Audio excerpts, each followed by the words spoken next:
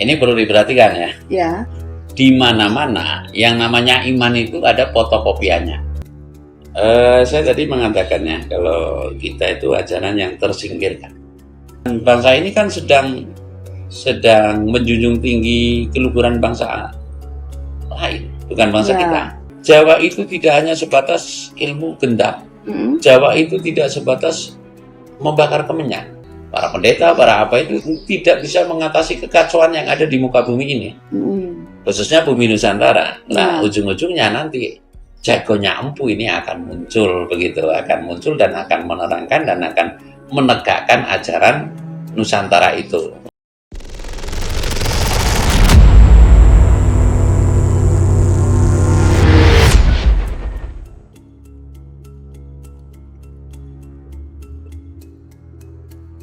Halo Sobat Badur, kembali lagi bersama saya Friada Amurta. Hari ini saya akan melakukan kolaborasi dengan Ki Dharma dari channel Kaum Hadi.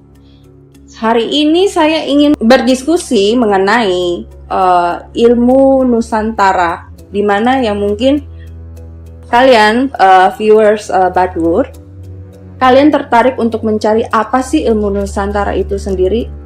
Nah, karena kan banyak sekali ilmu-ilmu Nusantara atau ilmu-ilmu Indonesia itu yang banyak diminati oleh orang-orang ya, yang dimana itu sangat beragam sekali, dan mungkin kalian bisa mendapatkan jawabannya dengan saya berdiskusi podcast bersama dengan Ki Dharma. Salam Rahayu Ki Dharma. Rahayu Mbak Brinda. Nah, kali ini saya ingin berdiskusi, berkolaborasi dengan Ki Dharma untuk membicarakan mengenai pembahasan sejatinya ilmu Nusantara. Nah, pertanyaan saya yang pertama itu adalah, apa sih sebenarnya ilmu Nusantara itu sendiri? Kita ya. Nggih. Awali dengan urut salam saya, Mbak ya. Nggih. Om wilahin jati nukuni hajat hajatiru Nusantara tapi urut salam. Saya sedikit mengulas, namun kalau ada kekeliruan juga mohon maaf ya. Kami lain ladang, lain belalang, lain lubuk, lain pula ikannya. Namun intinya kan belalang ya tetap belalang, ikan juga tetap ikan. Saya akan sedikit menceritakan kalau ilmu itu banyak. Ilmu Jawa itu tahapan ilmu loh ya. Itu sangat banyak. Namun kalau saya kecenderungannya adalah sentral ilmu. Sentral ilmu Jawa. Apa begitu? Ilmu utamanya Jawa ya? Ilmu utamanya Jawa yang menumbuhkan berbagai ilmu di bawahnya. Yang mengembangkan. Begitu? Yang mengembangkan ya. Jadi ayam itu kan ada induknya. Betul. Nah, yang mengembangkan itu kan induk gitu loh. Induk dari semua ilmu ya? Ya. Apa sentral ilmu Jawa? Ya. Gitu. Jadi ini kecenderungannya kepada topik sentral ilmu Jawa menurut saya. Jadi kalau keilmuan itu kan ada, kalau Jawa itu ada nujum, ada ajar, ada pandita, ada resi. Nah, tahapannya resi ini masih di bawah empu. Jadi nujum, ajar, pandita, resi, empu. Nah, boleh nggak dijelaskan sedikit itu? Kalau sentral ilmu Jawa ini yang mengantongi, yang menjadi pusatnya, sentralnya ini adalah di bawah empu itu adalah resi. Nah, apa itu empu? Empu itu adalah empunya, yang punya, yang mempunyai. Makanya kalau babat ilmu Jawa, babat kerajaan Jawa, babat apapun itu sentralnya adalah empu. Umpamanya Sedok gitu, Wangsa Isyana begitu, Empu Gandring, era Singosari begitu loh kan. Ada Empu Tamtular, empu apa yang menghasilkan karya-karya, ada Sutasoma, ada yang lainnya begitu kan. Jadi ini sentralnya adalah empu. Nah, lalu apa yang menjadi fondasi empu itu adalah kawruh sangkan paraning dumadi. Ini secara umum. Jadi secara umum manusia itu mesti memahami sangkan paraning dumadi. Sangkan itu berarti asal, paran itu berarti usul, dumadi itu hidup. Ini secara pengertian umum. Jadi artinya itu asal mula kehidupan. Asal usulnya hidup. Nah, lalu kalau di dunia ini kan penghidupan sudah. Hidup, penghidupan dalam kehidupan seperti itulah. Kalau sudah hidup itu sifatnya tunggal, ilmu hidup, sangkan paraning dumadi, lalu timbullah ilmu penghidupan. Ilmu penghidupan itu umpamanya bercocok tanam. Ini kan ilmu penghidupan. Betul. Lalu ilmu kehidupan. Kehidupan ini diperlukan ilmu umpamanya dalam sebuah kampung. Kampung ini perumpamaannya. Perumpamaannya yang saya maksud. Itu ada orang yang baik. Orang yang antara baik dan tidak baik. Lalu ada orang yang jahat, kan seperti itu. Nah, otomatis di sini dalam kehidupan itu diperlukan ilmu. Umpamanya untuk mengatasi orang yang tidak baik atau orang yang jahat gitu. Diperlukan ilmu, umpamanya ilmu kadigdaya. Nah, ini kan ilmu. Nah, tapi kalau sentralnya Jawa adalah sangkan paraning dumadi itu. Nah, ketika sudah menguasai ilmu, tidak menguasai sangkan paraning dumadi, ini biasanya ada kata-kata itu salah kaprah bener lalu lumrah. Artinya tidak bisa mengendalikan perilaku diri karena ilmunya itu ilmu rawa rontek, ilmu lembu sekilan, kadigdayan gitu loh. Jadi sentralnya itu lebih kecenderungannya adalah diutamakan adalah memahami sangkan paraning dumadi gitu. Nah, ini merupakan pokok ya. Lalu resi itu resi adalah gelarnya adalah menggelar ilmu, kalau tasawuf ya, kalau istilah Islam gitu, atau ilmu suluk lebih tepatnya. Ilmu suluk adalah ilmu perjalanan hidup. Untuk apa? Resi itu memahamkan atas garis titis kepastian hidup. Nah, di situ orientasinya adalah jodoh, pati, rezeki, beja atau bernasib mujur, dan celaka atau sial. Itulah yang sering naas. Nah, itulah yang sering disebut layang kalimasada. Karena ada 5 itu, jodoh, pati, rezeki, lalu kesialan dan keberuntungan begitu. Ini 5 ini yang dipelajari oleh resi, yang diajarkan oleh resi gitu. Kalau sudah tahu sangkan paraning dumadi, resi mengajarkan itu adalah layang kalimasada atau suratan hidup. Layang itu kan surat. Kalimasada kelima garis titis kepastian hidup gitu, yaitu jodoh, pati, rezeki, beja dan celaka. Ini layang kalimasada. Lalu di bawah resi adalah pandita. Lah, pandita ini yang mengajarkan ilmu kedigdayaan umpamanya gitu loh, untuk mengatasi orang jahat. Orang jahat ini mesti dengan mantra pamungkem, ini mesti dengan haji petakamiah, ini mesti dengan haji ini gitu loh. Nah, ini pandita. Ujung ajar pandito. Ujung ajar ini adalah orang yang mengajarkan budi pekerti. Artinya budi pekerti ini, setelah kamu punya ilmu, untuk apa? Gunanya untuk apa? Gunanya untuk apa? Apakah untuk menantang orang?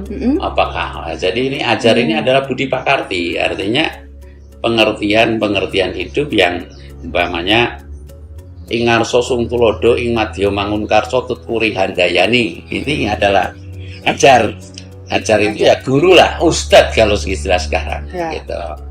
Sarengatnya hidup seperti apa lah. Kalau nujum ini adalah ilmu perhitungan. Artinya adanya timbul kalau di Jawa kan ada hitungan Windu Adi, Windu Kuntoro, Windu Sansoyo, Windu Sengoro umpamanya. Ini hitungan Windu. Umpamanya kalau hitungan tahun ini ada tahun alif, tahun he, cimawal, c, dal, b, wawu, cimahir umpamanya 8 tahun satu umpamanya. Ini adalah nujum. mempelajari ilmu palintangan, atau kalau dalam ya palintangan ilmu perhitungan alam. Kalau mungkin kecenderungannya adalah apa ya, geografis dan biologinya, apa ya, kurang lebihnya itu Ya. atau lebih dikatakannya itu ilmu palintangan, ilmu perhitungan. Umpamanya bulan Januari pasti hujan sehari-hari, umpamanya seperti itulah. Itu nujum, bagiannya dari nujum, anjar, pandito, resi, dan empu. Nah, ini bidangnya sendiri-sendiri. Namun sentralnya ilmu Jawa adalah memahami sangkan paraning dumadi itu. Oke, saya rasa begitu, Mbak Brenda. Nah, setelah itu yang ingin saya pertanyakan adalah apa yang sebenarnya leluhur ingin sampaikan dan berikan kepada anak cucunya atau keturunannya terhadap ilmu Nusantara itu sendiri. Begini, Mbak, sebenarnya saya pernah mendapat petunjuk ya. Di mana-mana iman itu ada fotokopiannya. Ini perlu diperhatikan ya. Ya. Di mana-mana yang namanya iman itu ada fotokopiannya. Umpama ini mohon maaf sama apa-apa. Agama Islam yang mendirikan atau menyelenggarakan atau ya mendirikan gitu aja, Kanjeng Nabi Muhammad. Dan lalu timbul lagi, mohon maaf, fotokopiannya kan banyak.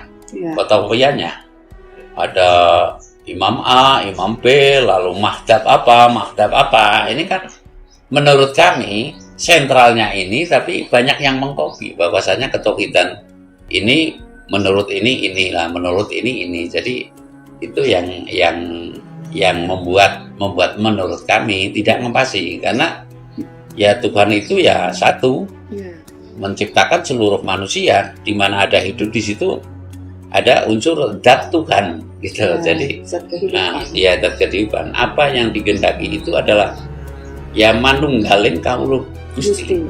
Manunggaling kawula Gusti ya hananiro hananingsun.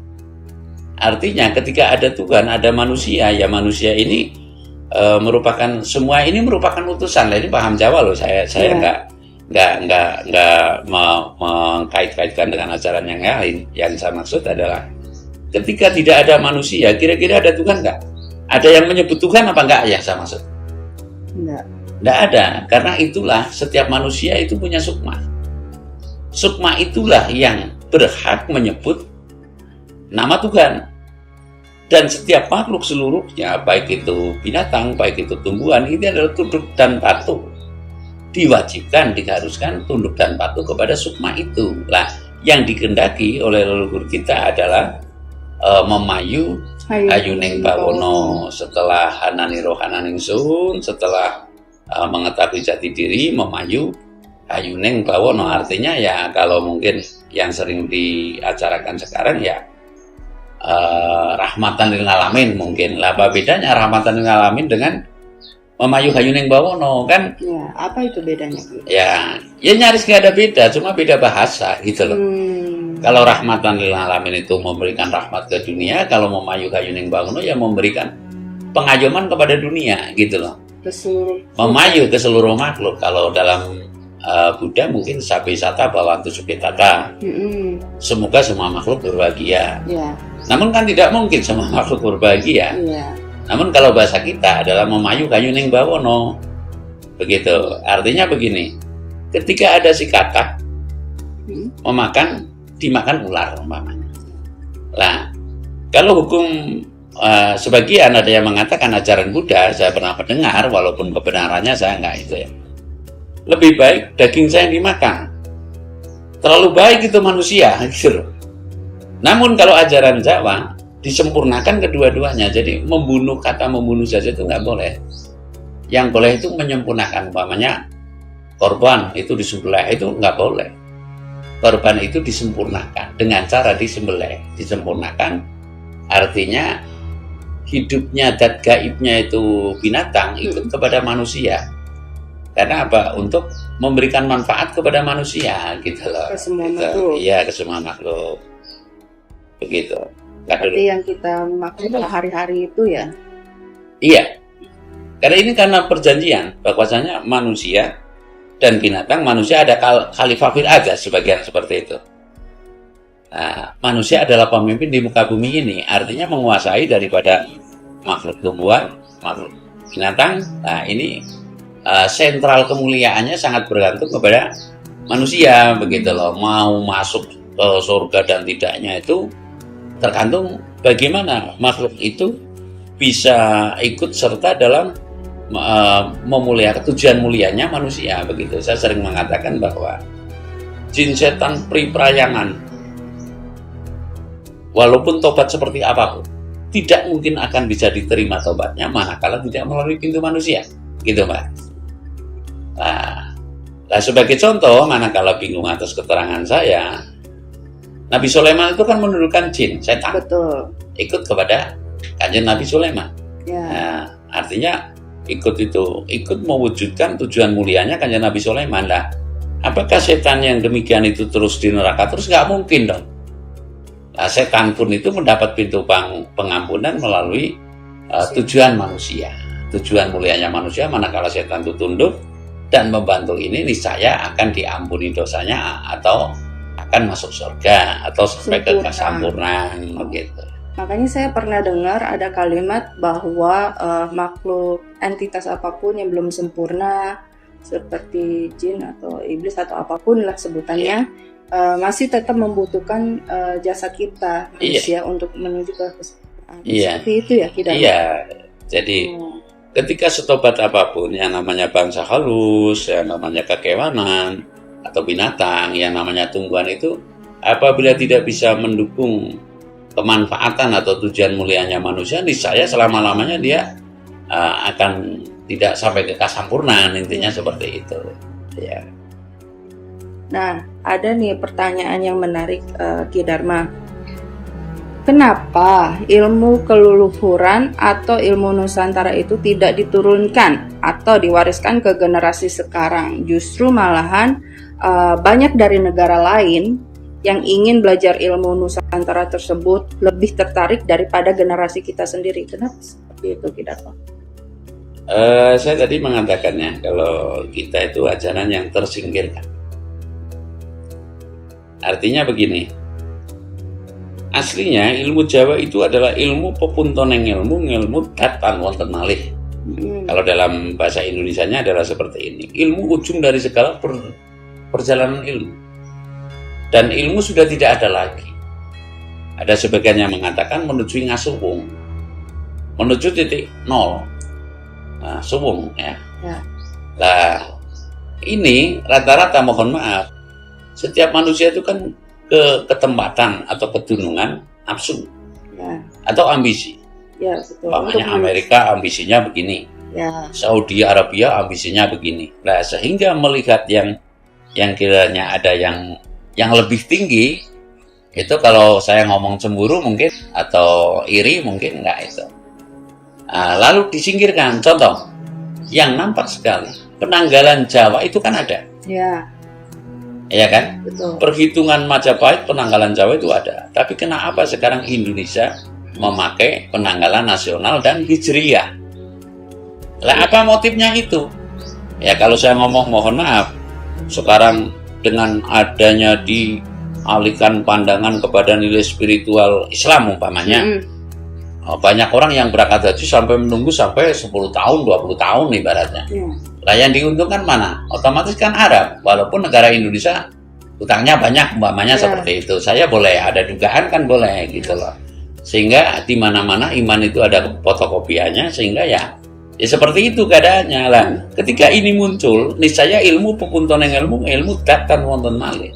Sebab di atas itu ada namanya bundelan yang saya katakan, dan Mbak Brenda kemarin juga mohon maaf, saya ajak berjalan ke arah situ, bukan jalan-jalan, berjalan ke arah itu. Kalau jalan-jalan itu kan wisata ya. Berjalan ke arah ini loh. Bundelan ini ada yang memiliki, namanya Bedoko. Dan tempatnya juga seperti ini. Artinya asal soko Allah, kembali nanti kepada Allah. Sekaya apapun manusia pasti akan kembali ke liang lahat, umpamanya seperti itu. Jadi tempat itu merupakan mensadarkan, mengingatkan asaliro saka ngendi, dari unsur tanah, unsur api dan sebagainya. Lah, di situ ada bundelan.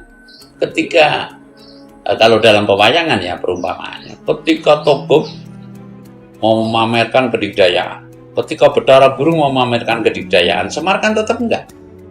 Tapi ketika melampaui batas, barulah Semar berkata, dan saya tidak ada yang berani melawan dengan ilmunya Kaki Semar, begitu loh. Lah Jawa ini kalau secara peta, keyakinan danyangnya itu adalah Danyang Semar atau Sanghyang Ismoyo, begitu.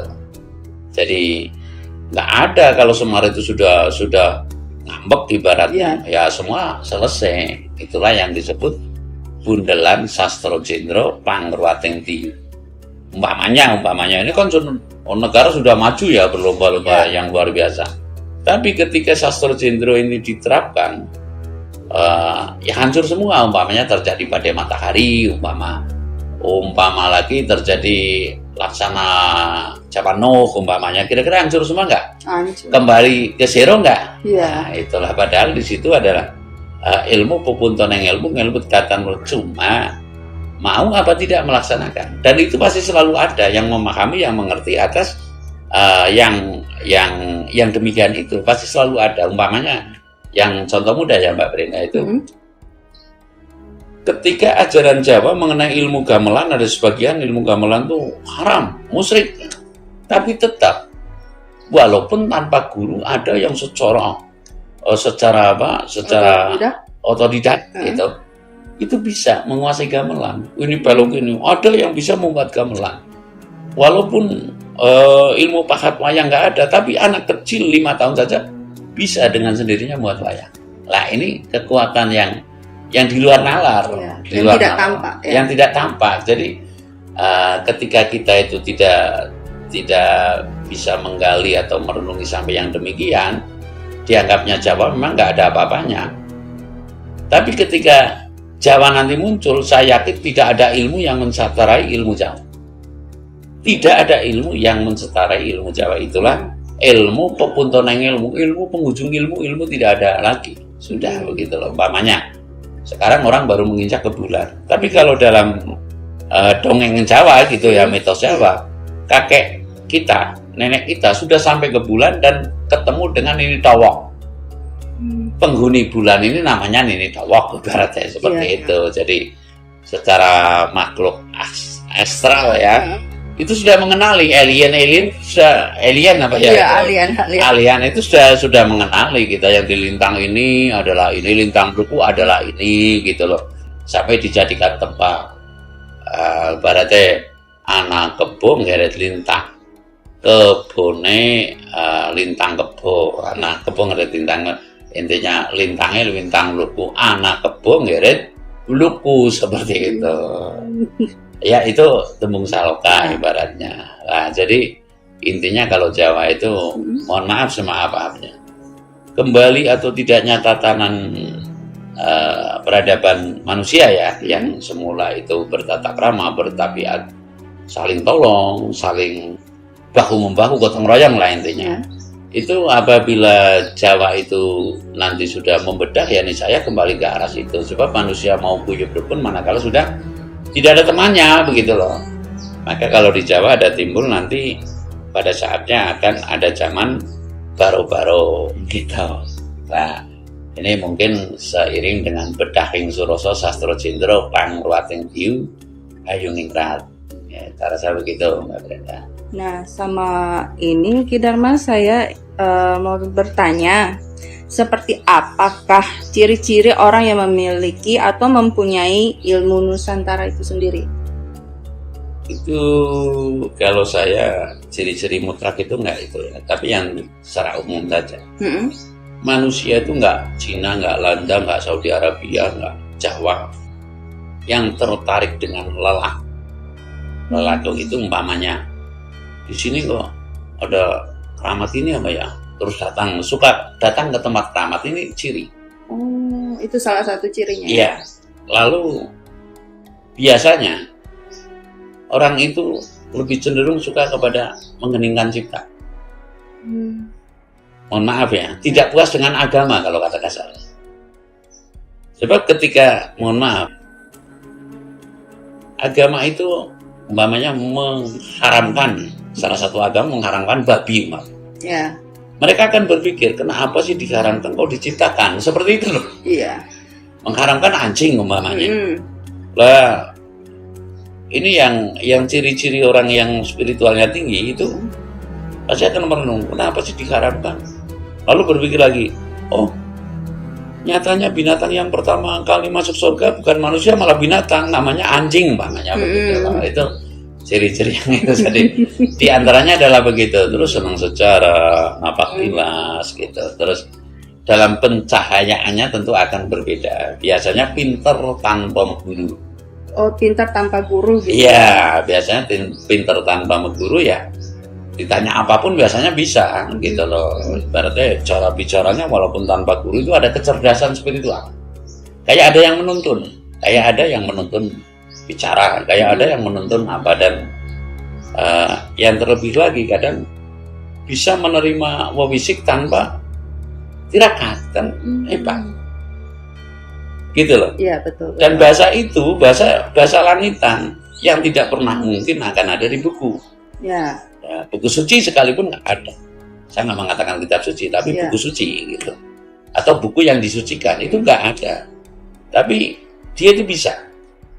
Gitu, itu di antara ciri-ciri, ya banyak ciri-ciri lain, cuma di antaranya adalah begitu, magnetnya kepada alam raya ini, terus jiwa cinta kepada kehidupan hidupnya, cinta kepada alamnya, cinta kepada Tuhannya, dengan kata lain tidak pernah akan puas dengan keterangan salah satu umpamanya agama tertentu.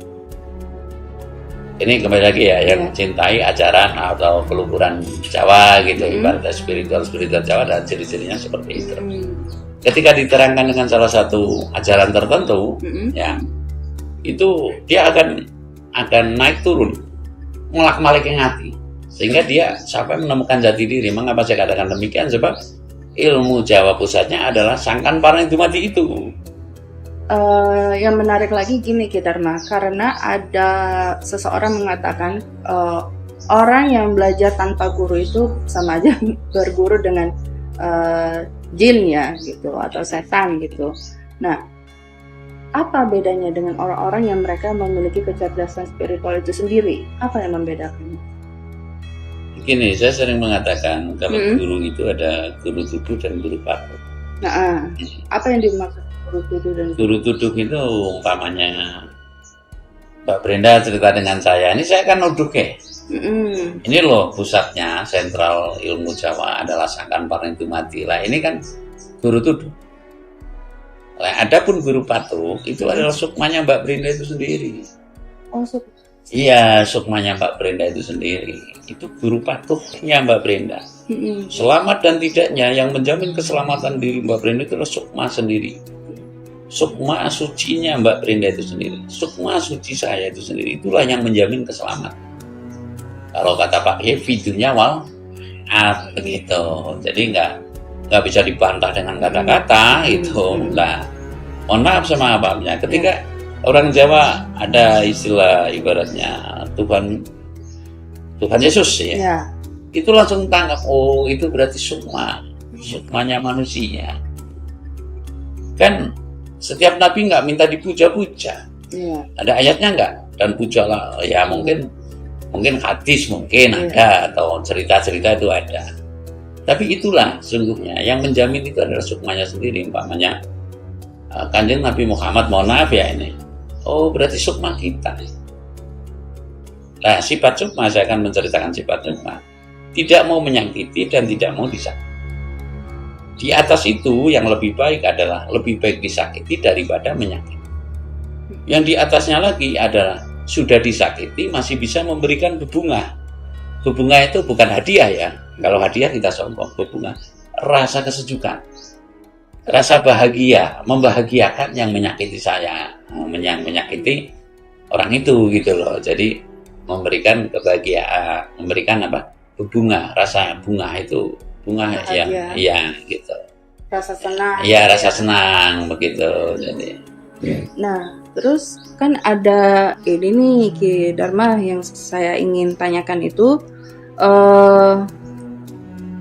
bisakah para tetua atau guru Nusantara yang memegang ilmu tersebut diwariskan ke generasi sekarang ini. Contohnya seperti ilmu perhitungan Majapahit itu, apakah mungkin untuk diturunkan ke anak? Sangat bisa. Bahkan saya itu, mohon maaf ya kembali lagi, ini kan tersingkirkan. Kalau kata kasarnya ngomong ya mungkin agak vulgar saja. Tersingkirkan oleh agama A, oleh agama B. Yang namanya ilmu lorong tunggal itu adalah musyrik, syirik kan banyak, dinamisme, animisme, terus apa gitu loh. Padahal itu sesungguhnya enggak. Buat apa kamu, mohon maaf, buat apa kamu menganut ajaran tertentu atau beragama kalau tidak tahu sangkan paraning mati, gitu loh. Ya kan, saya bisa membalik, saya punya hak untuk membalikkan. Kalau tidak tahu dirimu, sedangkan dalam ayat ajaranmu sendiri, jangan engkau mengenal Tuhanmu, tidak mungkin engkau akan mengenal Tuhanmu apabila tidak mengenal dirimu. Kan kembali ke sangkan para. Ya kan? Asal muasal itu. Ya, namun ya ini mohon maaf semaaf-maafnya. Saya berniat akan mengembalikan itu dengan saya mendirikan yayasan. Ini wacana ya. Sedangkan tanah yang wakaf itu juga sudah ada 3. Nah ini jadi ajaran budi pekerti yang nantinya bisa mengajarkan perhitungan Majapahit 1000 tahun yang akan datang, hari raya Idul Fitri ibaratnya, atau hari raya Korban, atau 1 Suro. Itu sudah dihitung dari sekarang. Dan pasti tepat. Karena kalau, mohon maaf ya sekilas saya mengatakan, Asapon Aboge, Dal Tugi Jesaing B Miski, artinya tahun B pasti jatuh pada hari Kamis Legi. B Miski gitu, Jesaing.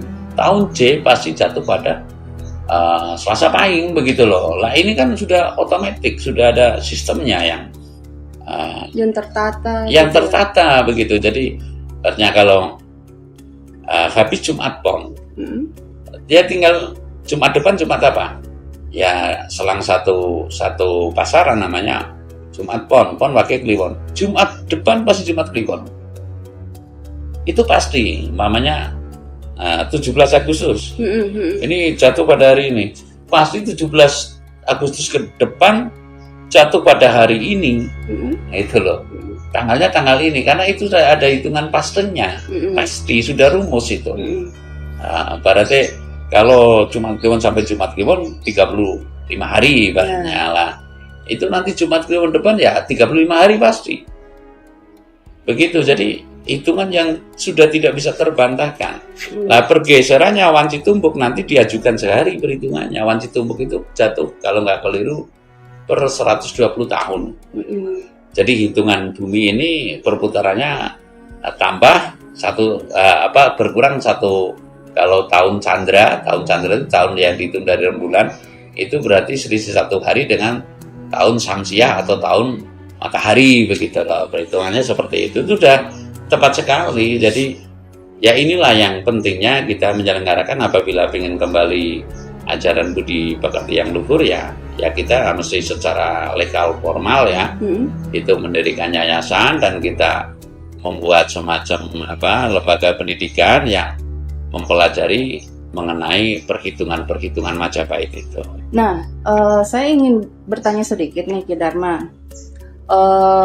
Di Indonesia saat ini tuh ilmu yang sedang marak sekali itu seperti gendam, seperti hipnotis gitu. Itu sangat populer sekali dan disukai banyak orang. Kan yang saya dengar gendam itu kan ilmu yang negatif ya ranahnya, tetapi ada yang bilang itu ilmu yang bisa ke ranah positif juga. Nah, boleh sedikit jelaskan mengenai ilmu tersebut, Ki Dharma? Begini Mbak, kalau ilmu itu memang ya bagi yang mengatakan positif, ada positifnya ya monggo saja. Tapi ilmu itu termasuk yang melanggar dengan wawaler. Wawaler itu ya garis-garis besar haluan Tuhan gitu aja lah. Wawaler, tantangan menurut yang betul-betul beriman dan takut kepada Tuhan. Orang yang beriman itu ya orang yang serba-serbinya ucapan tindakannya dikaitkan dengan akibat. Ini orang yang beriman.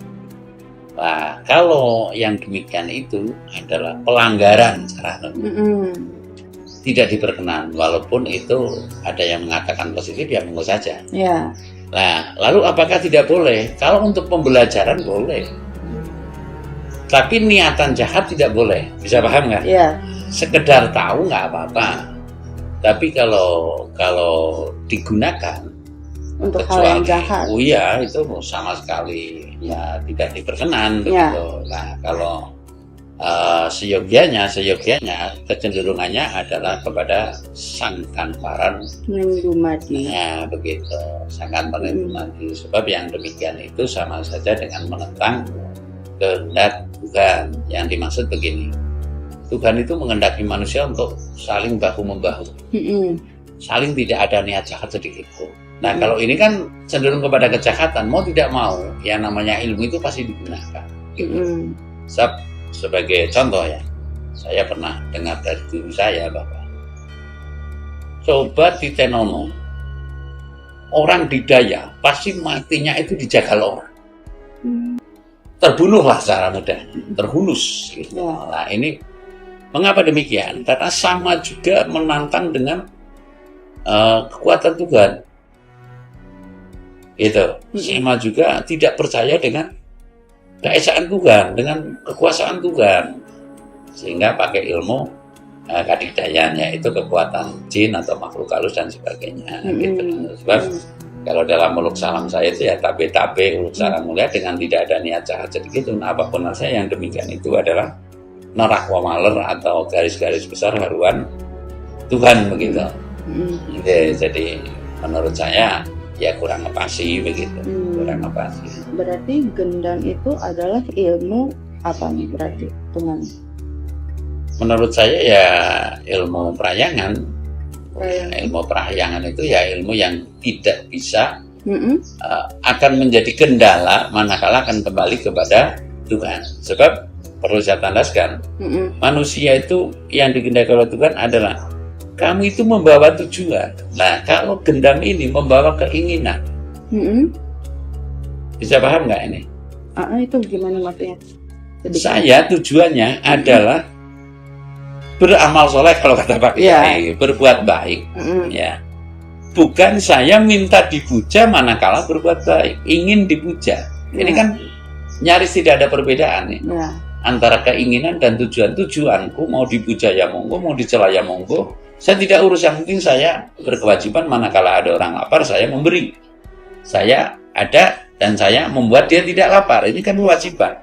Awes teken marang wong kalunyon, memberi teken itu teken ya, teken itu apa, tongkat kepada orang yang di dalam perjalanan yang licin, memberikan baju kepada orang yang telanjang, lalu memberikan makan kepada orang yang lapar. Ini kan ya amar ma'rufnya begitu gitu loh. Tindakan baiknya adalah seperti itu. Maka saya tidak akan pernah membawa keinginan dalam saya memberikan makan, tapi saya merasa wajib. Sebab ini merupakan tujuan saya adalah berbuat baik atas nama perintah Tuhan gitu loh. Makanya hanya perbedaannya hanya sedikit sekali. Kalau saya sering ngomong mungkin tidak ada Tuhan manakala tidak ada manusia. Lah ini kalau yang menelan mentah kan saya dianggapnya manusia pencipta Tuhan. Enggak, maksudnya yang saya maksud begini, tidak ada Tuhan manakala tidak ada manusia, sebab yang bisa menyebut membesarkan nama Tuhan itu cuma manusia. Begitu loh. Iya kan? Yang bisa Allahu Akbar, yang bisa apa itu semua manusia. Adanya Tuhan karena ada manusia, karena manusia yang menyebut. Nggak mungkin binatang itu menyebut, nggak mungkin, umpamanya seperti itu loh. Itu ya. Nah, kalau sapi ya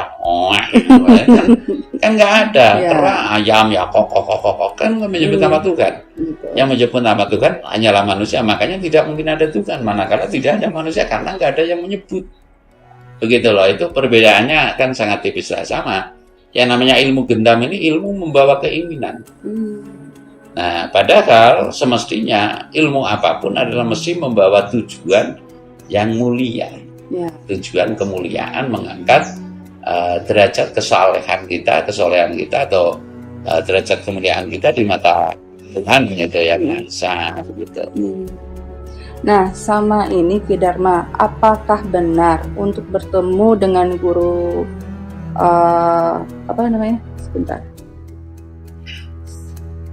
apakah ilmu Nusantara itu berada di semua daerah di Nusantara atau ada di daerah-daerah tertentu saja? Saya tadi sempat cerita ya dengan beberapa orang, jadi Mm-mm. sentralnya Nusantara itu tetap Jawa. Itulah mengapa pemimpin Nusantara kebanyakan orang Jawa. Itu Ya. sekali Habibie pun ya Mm-mm. tetap Timur-Timur lepas gitu ya. Mm-mm. Nah inilah sentral ilmu Nusantara ini adalah Jawa. Jadi kalau apakah di seluruh lini Nusantara ini? Iya. Karena saya pernah membuat konten juga Paguron Pakulu. Peguruan Pakulu umpamanya, Ya. ini Mas Enteres Lombok. Hah? Kita kan Lombok, Ya. kita pernah ke Lombok. Di sana ada semacam lontar. Lontar Ya. itu mengakui nggak kalau lontar itu memang yang asal usulnya dari Jawa, Ya. iya kan? Iya. Pakku kan ngendika seperti itu atau berkata Iya. seperti itu. Iya. Nah inilah yang di antara Lombok adalah Paguron Patangpuluh. Artinya muridnya Empu Tanah Jawa itu dulu disebar ke berbagai di Ke Lombok. berbagai daerah. Ya itu. begitu, itu Paguron Pakulu. Namun ya umpamanya itu Universitas Indonesia, sentralnya di Jakarta, tapi ada juga mungkin yang di Jakarta tapi di pinggiran di Depok didirikan UI juga umpamanya seperti itu. Umpamanya Universitas Jenderal Sudirman pusatnya ada Purwokerto, tapi di Purbalingga kan ada Universitas Jenderal Sudirman karena Iya.